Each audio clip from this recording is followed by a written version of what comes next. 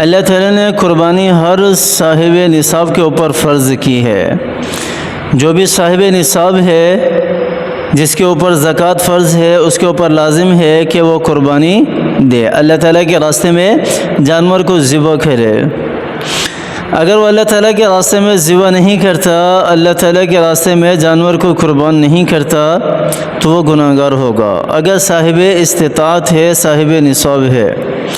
ہاں، اگر صاحب نصاب نہیں ہے لیکن اس کے اندر استطاعت ہے کہ وہ قربانی کا جانور لا کر ذبح کرے، تو ذبح کرنے سے اس کو ثواب ضرور ملے گا۔ لیکن اگر وہ ذبح نہیں کرتا تو پھر اس کے اوپر کوئی گناہ نہیں ہے، اس کے اوپر کسی قسم کا کوئی گناہ نہیں ہے۔ تو لیکن ایک شخص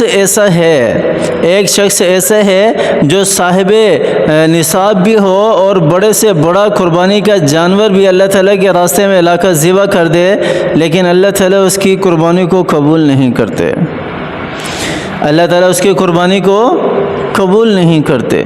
ایسا بدبخت کون ہو سکتا ہے؟ ہمارے مسلمانوں کے اندر ہے، اہل اسلام میں ہے۔ ہم سمجھتے ہیں کہ ہم نے کلمہ پڑھ لیا ہے، لا الہ الا اللہ محمد الرسول اللہ، بس ہم اب جو کچھ بھی کرتے رہیں کوئی مسئلہ نہیں ہے، خیر ہے، ہم نے تو جنت میں چلے جانا ہے۔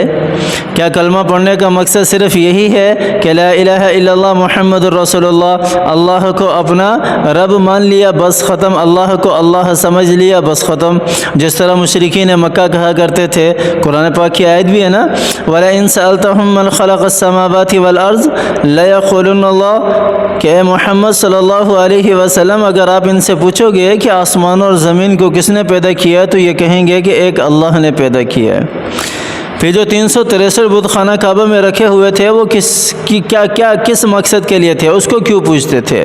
نعوذ باللہ وہ کہتے تھے کہ اللہ تعالیٰ اکیلے کام کرتے کرتے تھک جاتے ہیں اور یہ بت جو ہیں یہ اللہ تعالیٰ کے معاون ہیں، کوئی ہمارے لیے بارشوں کا کام کرتا ہے، کوئی ہمارے لیے رزق کا کام کرتا ہے، کوئی فلاں کوئی فلاں کوئی فلاں، اس طرح خود ہاتھوں سے تراشے ہوئے 363 بتوں کے ذمے بھی انہوں نے خود کام لگائے ہوئے تھے اور کہتے تھے کہ یہ بھی ہمارے کیا ہیں؟ خدا ہیں۔ نعوذ باللہ یہ شرک ہے۔ یہ کیا ہے؟ شرک ہے۔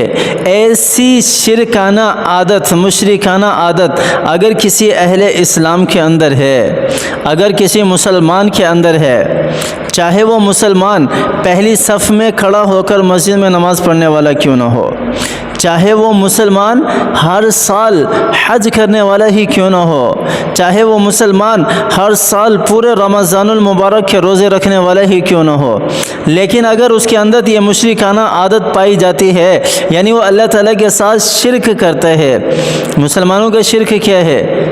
ہم تو یہی سمجھتے ہیں کہ مشرکین مکہ جو ہے وہ شرک کرنے والے ہیں، یا بتوں کے سامنے کھڑے ہو کر سجدہ ریز ہونے والے وہ شرک کرنے والے ہیں، یا جو اللہ کو نہیں مانتے وہ کافر ہیں، وہ مشرک ہیں۔ ہم تو یہی سمجھتے ہیں نا اہل اسلام کے، ہم ان کی طرف تو جو ہمارا ذہن جاتا ہی نہیں ہے۔ جو جتنے بھی یہ درگاہوں کے اوپر پڑے ہوئے ہیں، جو اللہ کو چھوڑ کر ان سے مانگتے ہیں، جو اللہ کو چھوڑ کر ان کے سامنے سجدہ ریز ہوتے ہیں، ان سے مانگتے ہیں، یہ کیا ہے؟ یہ بھی تو شرک ہے نا۔ یہاں پر مجھے وہ میرے ساتھ ایک واقعہ پیش آیا تھا، وہ مجھے یاد آ جاتا ہے۔ ایک ہمارے دوست ہے، قریبی رشتہ دار ہیں، ان کے ساتھ ایک نان مسلم آیا تھا یہاں پر ہمارے پاس، تو ایسے ہی بیٹھے بیٹھے گفتگو میں ان سے بات ہوئی تو اس نے کہا کہ ہم میں اور مسلمانوں میں کوئی فرق نہیں ہے۔ ہندو تھا وہ، تو میں نے کہا کس طرح ہم میں اور مسلمانوں میں کوئی فرق نہیں ہے؟ تو اس ہندو نے کہا کہ مسلمان جو ہیں وہ پڑی مٹی کو پوجتے ہیں اور ہم جو ہیں وہ کھڑی مٹی کو پوجتے ہیں۔ اس کا اشارہ یہی تھا درگاہوں کی طرف جانے والا۔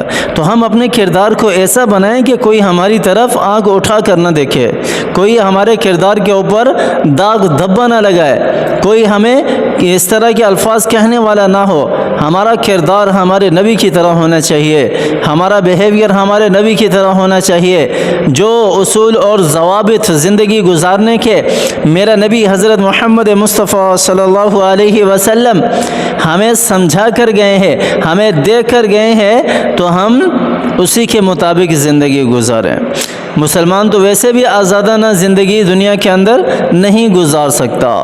اس نے مسلمانوں کے لیے دنیا کو قید خانے کے ساتھ تشبیہ دی گئی ہے، جیسا کہ آپ صلی اللہ علیہ وسلم کی حدیث بھی ہے، الدنیا سجن المؤمن و جنت الکافر، کہ دنیا جو ہے یہ مومن کے لیے قید خانے کی مثال ہے۔ جگہ جگہ پر اللہ تعالیٰ نے قید لگائی ہوئی ہے، جگہ جگہ پر اللہ تعالیٰ نے حد بندی کی ہوئی ہے، دیکھنے کے حوالے سے حد بندی ہے، سننے کے حوالے سے حد بندی ہے، چلنے کے حوالے سے حد بندی ہے، بات کرنے کے حوالے سے حد بندی ہے، کھانے کے حوالے سے، پینے کے حوالے سے، پہننے کے حوالے سے، ہر لحاظ سے حد بندی ہے، محدود ہیں ہم ان حدوں کو پار نہیں کر سکتے۔ اگر پار کریں گے تو گناہ گار ہو جائیں گے، اللہ تعالیٰ کے نافرمان کہلائیں گے، اللہ تعالیٰ کی مان کر زندگی گزارنے والے بنیں تاکہ کوئی انگلی ہمارے اوپر نہ اٹھا سکے۔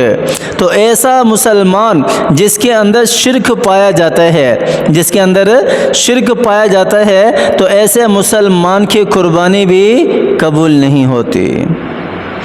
میں نے بتایا کہ وہ مسلمان اگرچہ صدقہ و خیرات کثیر تعداد میں کرنے والا ہو، اگرچہ وہ پہلی صف میں کھڑا ہو کر نماز پڑھنے والا ہی کیوں نہ ہو، اگرچہ وہ رمضان کے سارے روزے رکھنے والا ہی کیوں نہ ہو، اگرچہ وہ حج اور عمرہ ہر سال یا بار بار کرنے والا ہی کیوں نہ ہو،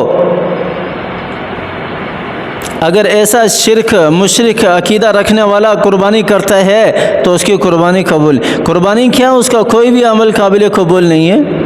اللہ تعالیٰ کے ساتھ اگر کوئی کسی کو شریک ٹھہراتا ہے تو اس کو کوئی بھی عمل قابل قبول نہیں ہے، ہاں یہاں پر صورت مسئلہ یہ بھی ہے کہ اگر کوئی قربانی کر رہا ہے حصے والے جانور کے اندر، اگر اس جانور کے کسی ایک حصے میں کوئی ایسا آدمی شریک ہو جاتا ہے جو شرک کرنے والا ہے، تب بھی ساروں کی قربانی ختم ہوگی، ضائع ہو گئی۔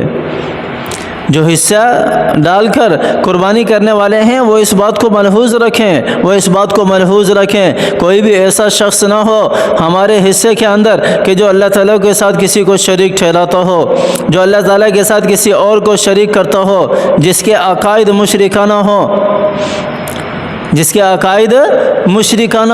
اگر کوئی ایسا شخص کوئی ہماری قربانی میں حصے دار بن جاتا ہے، ہماری قربانی میں شامل ہو جاتا ہے، تو وہ ہماری قربانی کو بھی ختم کر دیتا ہے، ضائع کر دیتا ہے۔